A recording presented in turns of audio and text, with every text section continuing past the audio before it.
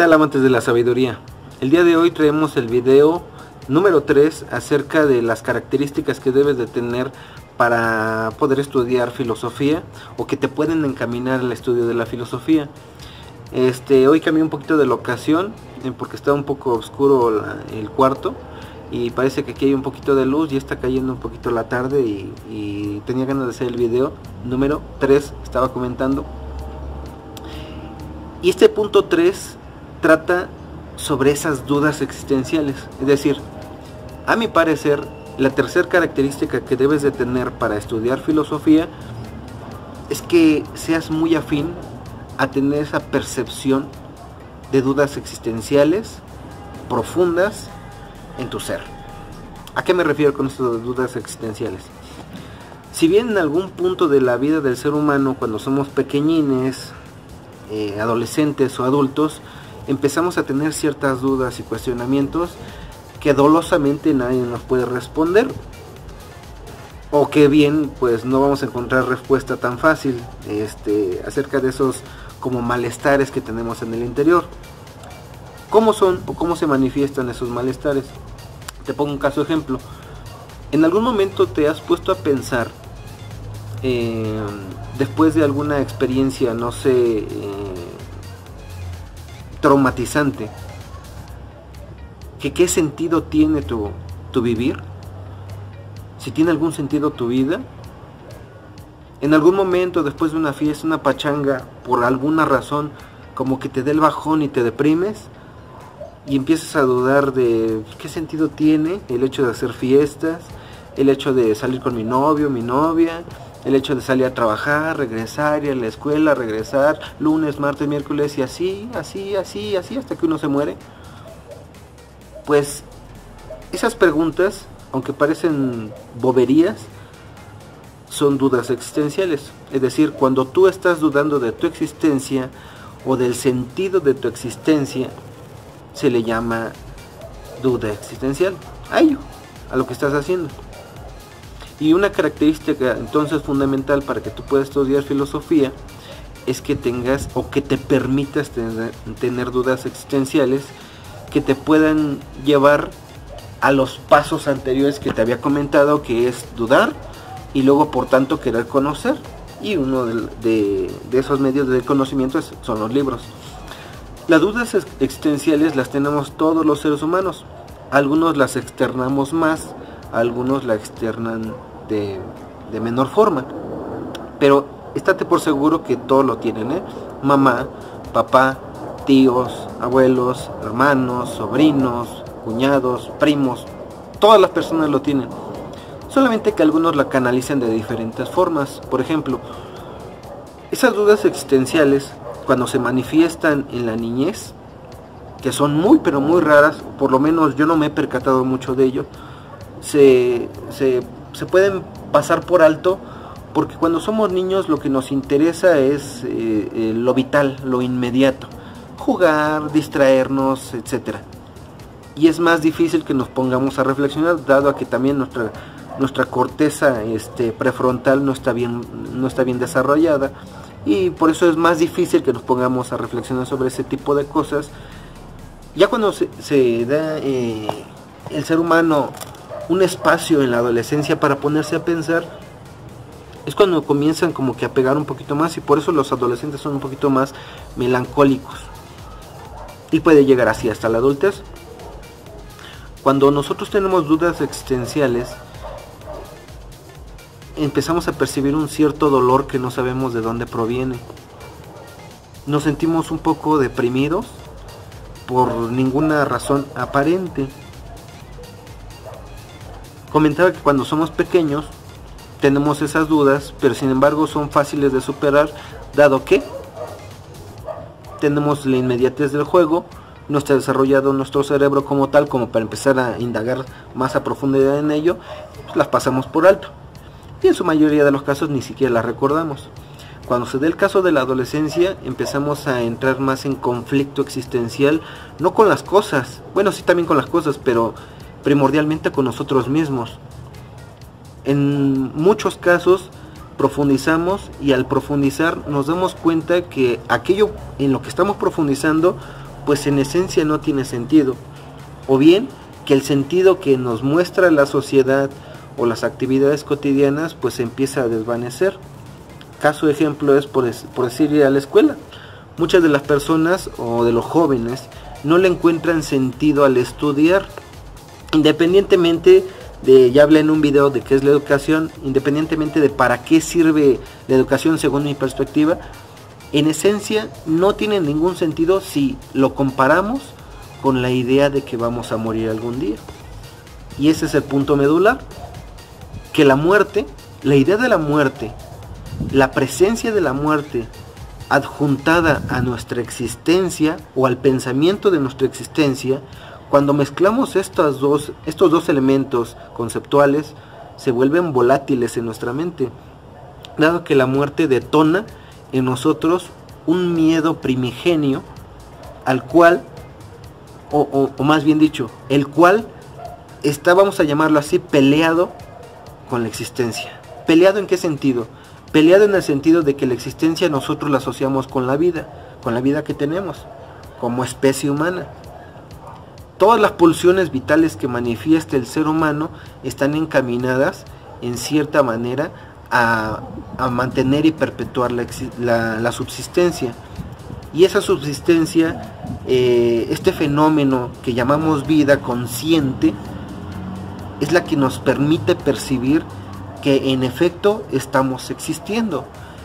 Y al permitirnos percibir eso, empezamos a dudar de por qué es así, por qué existimos. Y en algún punto llegamos al tema de la muerte. Es inherente. ¿Por qué? Porque vida y muerte en esencia se complementan. Básicamente son dos caras de la misma moneda. No voy a hablar de qué es la muerte porque ya hemos hablado en otros videos de eso. Sin embargo, estas dudas existenciales se empiezan a dar y a gestar a partir de que empezamos a tener ese coqueteo con el concepto de la muerte, de nuestra propia muerte.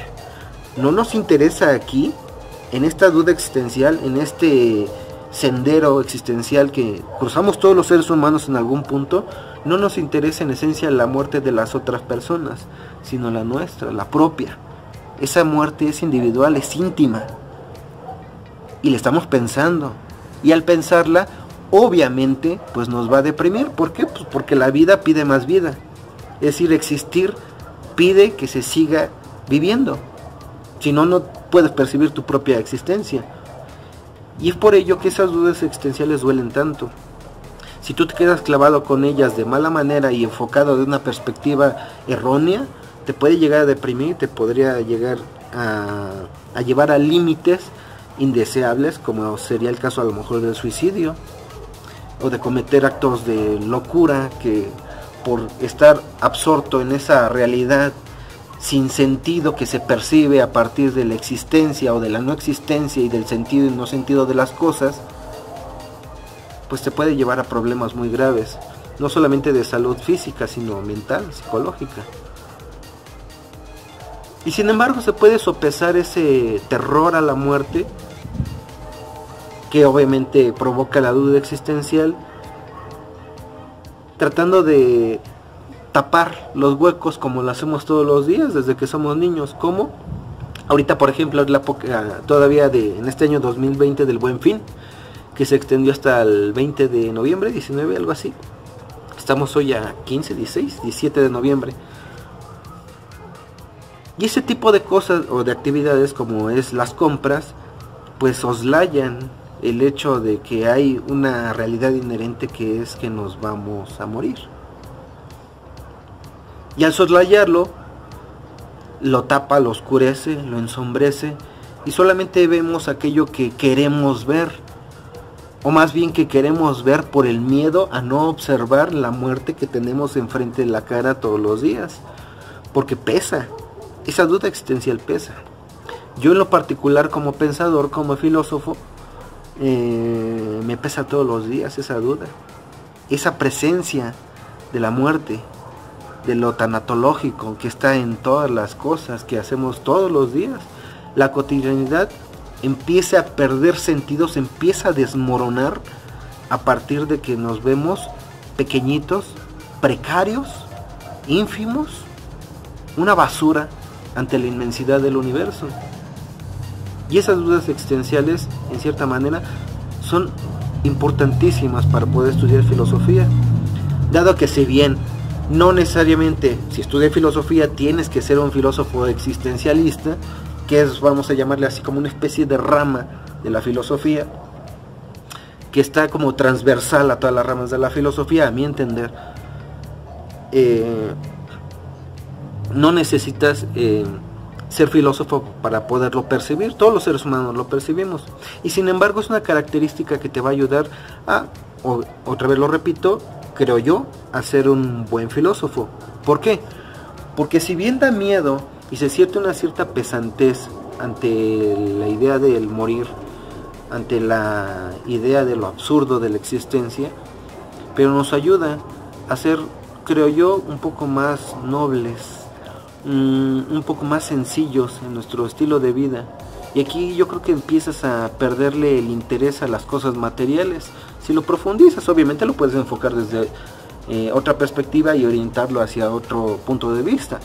A lo mejor te puede interesar más las cosas materiales. En mi caso fue así, en el que me dejaron de interesar las cosas materiales al grado exacerbado. Claro que me interesan las cosas materiales en el sentido en cuanto a que las necesito, o a que puedo disponer de ellos para alguna actividad. En este caso, pues grabar con un teléfono celular, tener una computadora para editar videos, etcétera. Y sin embargo, ello no quiere decir que no le encuentre yo el sentido, porque en esencia no lo tiene.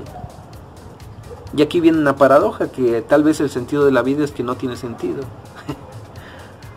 Estas dudas existenciales te ayudan, vamos a decirlo así, a tratar de desnudar todos los tipos de realidades que puedes percibir, realidades, sí, lo estoy diciendo en plural, realidades que puedes percibir a tu alrededor y dentro de ti. ¿Para qué? Para precisamente disolver el sentido que tienen, porque mucho de ese sentido que tienen, o que tú aparentemente percibes como sentido en las cosas, es una ilusión. Por ejemplo, el lenguaje que hablamos, ¿cuál es el verdadero? El único, el que debe de ser el lenguaje por excelencia. No lo hay. Cada uno tiene su variedad, cada quien tiene su verdad respecto al lenguaje que debe ser el más adecuado o el universal. Por ahí se dice que las matemáticas. Te das cuenta, hay muchas realidades. En este caso estamos hablando del lenguaje. La cultura, ¿cuál es la mejor? ¿Cuál es la buena? Existe el bien y el mal. ¿Qué es lo bueno? ¿Qué es lo malo? Nosotros, si nos ponemos a profundizar y desmoronamos esos conceptos, nos damos cuenta que simplemente son creaciones humanas, porque están dentro de la cultura humana, y por lo cual están dentro de la actividad humana y son parte de lo humano, y por lo tanto son cosas de nuestro pinche cerebro, de nuestras cosas que pensamos, por no llamarles locuras. Pero esas locuras no son otra cosa más que formas de darle o procurar darle sentido al mundo, que creo yo no lo tiene, por lo menos de la forma que quisiéramos dar, pero nos mantiene cuerdos esas formas. Entonces, cuando tú tienes esa percepción de esa duda existencial, ese dolor de la existencia, y lo canalizas hacia la reflexión de cierto problema o de cierta temática en tu realidad, y tratas de disolver el problema como tal, te das cuenta que detrás de cualquier problema realmente nunca hubo un problema, sino también es otro arquetipo ideológico, cultural o culturalizado para entrar en conflicto en nosotros mismos. Sí, un problema no es un problema, lo volvemos problema porque queremos darle el sentido de un problema. Por ejemplo, te vas al Cerro de Metepec, aquí cerca de Toluca, y te vas con tus cuates siendo chamaco a echar chelas. Te ve la policía y te quieren entambar, te suben a la patrulla. Tú lo ves así, estoy en un problema. Pero realmente no es un problema, porque ¿quién dice que el alcohol es malo? La sociedad, la cultura. Realmente no es malo, solamente es un elixir, una bebida que se creó a partir de la cultura humana. Solamente que hoy se le dio el sentido, a lo mejor no de malo, sino de incorrecto. Los menores no deben de tomarlo, no debes de fumar, no debes muchas cosas, pero ese deber tiene que ver con la moralidad y por lo cual con reglas de convivencia humana. Y si las infringes, pues obviamente te harás acreedor a alguna multa, algún regaño, algún castigo, alguna sanción, pero no quiere decir que sea malo. Simplemente estamos acostumbrados, hoy tenemos una especie de pacto en el cual hemos quedado de acuerdo que no debe de ser así, que no se debe de actuar de esa forma. Porque empezamos a dividir entre lo que es bueno y lo que es malo, pero esa es la noción humana, no es porque sea verdaderamente así. Y cuando tú te pones a pensar, en este caso por ejemplo, las reglas morales, las leyes,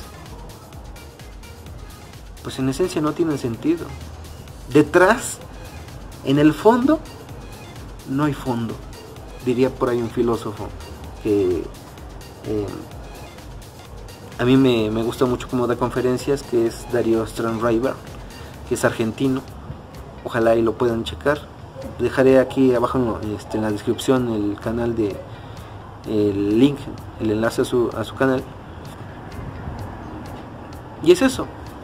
Para eso creo yo que sirve las dudas existenciales. Si tú las percibes, podrás, según yo, según mi criterio, ser un excelente filósofo. Y con esto cerramos los 3 puntos o características que, según a mi parecer, necesitas para ser un buen filósofo.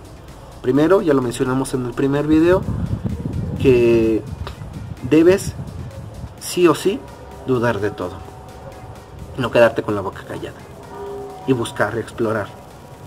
2. El explorar te va a llevar a la necesidad de conocer. Esa necesidad se va a dar por lo regular mediante libros, mediante revistas, documentales, publicaciones, diálogo, ir a conferencias, etc. 3. Y este tercero, que es del que estamos hablando en este video, que es la duda existencial, de existencia, el tiemble, el roce, el miedo a la muerte, y que provoca la duda existencial, que es transversal. Transversal significa que atraviesa esas 2 características anteriores, porque va a venir acompañado. Es fundamental. Tú, al dudar de las cosas, investigas, conoces, lees, y que con tu, vamos a llamarle así, tu deterioro existencial, con tu pena existencial, con tu dolor existencial, lo canalizas hacia eso que estás conociendo y tratas de desintegrar el sentido que tiene o que le da la sociedad y tratas de reformular un nuevo sentido. Todo esto de lo que estamos hablando, toda esta dinámica que siento que para mí es hacer filosofía, no es otra cosa más que tratar también de darle sentido a lo que no tiene sentido. Y por lo cual es casi como ir a comprar una televisioncita en el Buen Fin. La misma tontería. No hay nada de diferencia entre lo que estamos haciendo aquí, entre lo que hace un filósofo al tratar de desentrañar el sinsentido del sentido de las cosas que no tienen sentido, bla bla bla, a ir a comprar una televisión. Es una actividad que trata de enajenarnos hacia la realidad inherente que está en la existencia colgando, que es la muerte. En fin, espero que estos 3 videos te puedan servir si es que a ti te apetece estudiar filosofía. Y bueno, pues yo creo que cortamos hasta aquí el video. Y no lo olviden, ¿a dónde van? Cuando dicen que van. Hasta la próxima.